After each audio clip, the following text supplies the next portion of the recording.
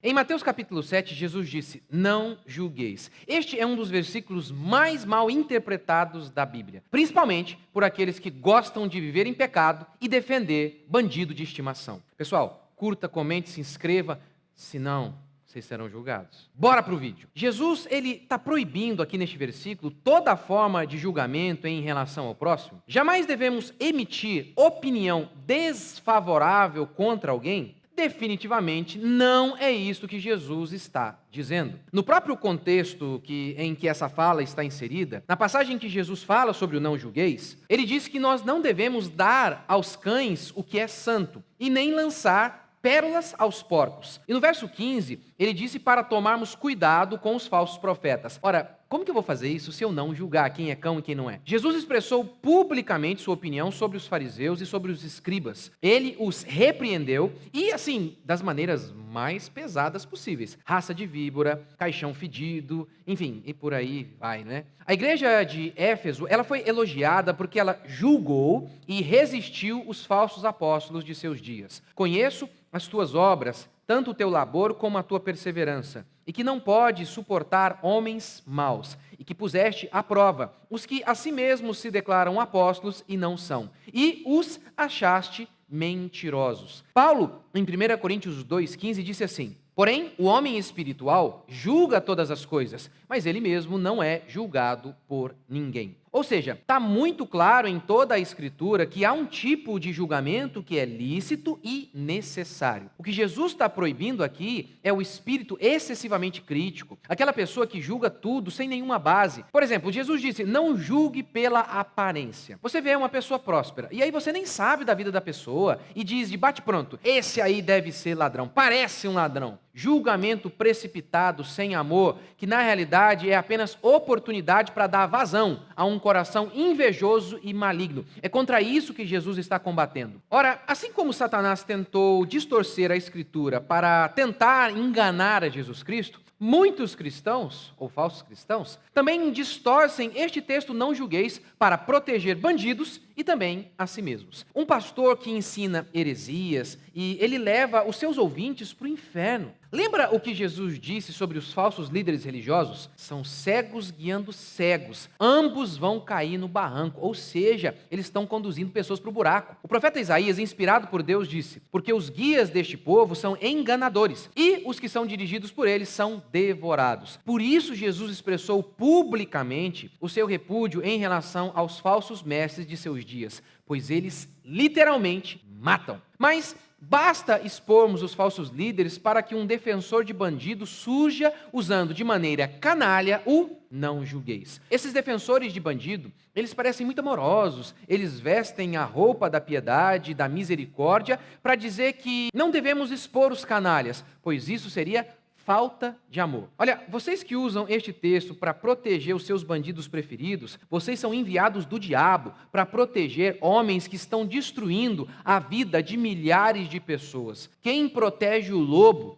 sacrifica a ovelha. Eu vou lhe dar um exemplo do que eles querem que eu faça, que nós façamos. Há um homem que tem seduzido muitas mulheres na vizinhança. Ele é carinhoso e sedutor. Depois de muita lábia, ele acaba se aproveitando dessas mulheres e as rouba e as destrói. Se eu sei que ele é um canalha e eu fico em silêncio, que tipo de pessoa eu seria? Um canalha da pior espécie, que por medinho fica quieto e acaba sendo cúmplice desse homem que vai abusar de muitas outras mulheres. Mas é exatamente isso que os crentes não julgueis querem que a gente faça. Fique em silêncio enquanto falsos pastores e falsos crentes, ou os influencers, levam pessoas para o inferno em que eles mesmos vão estar. Então, por exemplo, eu fiz este vídeo aqui, o que está acontecendo com os crentes. E aí eu acabei citando esses dois influencers aqui, que se declaram cristãos. Eu não tenho nada contra a pessoa deles. E sabe, antes de fazer esse vídeo ou qualquer outro, eu sempre penso: meu Deus, tem um ser humano ali. Ok, tem um ser humano aqui, Priscila Alcântara e o Yudi, mas também tem outros seres humanos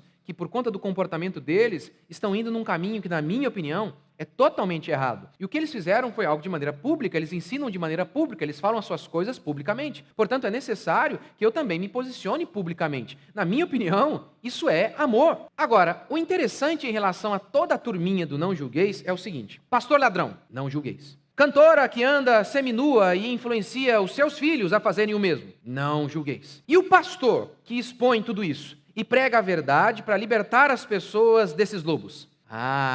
Em relação ao pecado de falar a verdade, esse pode julgar, criticar e quem sabe a gente consiga chegar ao nosso objetivo, que é matar todos esses caras aí. Pensam o povo do não julgueis. Essa é a vida do não julgueis, é impossível e seria uma tremenda estupidez sem tamanho. Quer ver? Se um pedófilo, ele aparecer querendo cuidar dos seus filhos, não julgueis, deixe. Quando um homem surgir querendo vender gato por lebre, não julgueis, compre. E mais, não fale para ninguém, não fica julgando o cara. Deixe que ele continue enganando muitas outras pessoas. O amor é isto, não julgue enquanto ele arranca o único dinheirinho suado daquele pai de família. Não julgue, não condene essas pessoas, continuem permitindo que elas roubem o leite das crianças. Isso sim é amor. Vai nessa, vai. Mas sabe, este versículo, não julgueis, ele também é mal interpretado para proibir, coibir aqueles que pregam o genuíno evangelho. Quer ver? Vou dar um exemplo. Gays vão para o inferno? E aí o pastor Modernete responde, quem é você para julgar? Veja bem, não é lindo isso? Não, não é. Isso só faz com que o pecador se sinta bem em relação ao seu pecado e continue tranquilamente em seu caminho, direto à condenação eterna. Quem é você para julgar, dizem eles? Eu? Ninguém. Mas Deus, em sua palavra, já julgou. Apocalipse 21, 8. Quanto, porém, aos covardes, aos incrédulos, aos abomináveis, aos assassinos, aos impuros, e impureza aqui é todo tipo de pecado sexual, aos feiticeiros, aos idólatras e a todos os mentirosos, esses não julgueis são os mentirosos, eles mentem. A parte que lhes cabe será o lago que arde com fogo e enxofre, a saber, a segunda morte. Além de estabelecer o julgamento, Deus deu a nós, a igreja, a incumbência de avisar essas pessoas de que elas estão em pecado e que se elas continuarem assim, elas serão condenadas por toda a eternidade. Quem sou eu para julgar? Ninguém. Mas Deus, em sua palavra, já proferiu o julgamento. Ezequiel 3,18. Quando eu disser ao perverso, certamente morrerás, e tu, pregador, pastor e cristão, não o avisares e nada disseres para o advertir do seu mau caminho, para lhe salvar a vida, esse perverso morrerá na sua iniquidade, mas o seu sangue da tua mão o requererei. Todos os crentes, todos os pastores, não julgueis. Eles têm o sangue de pecadores em suas mãos,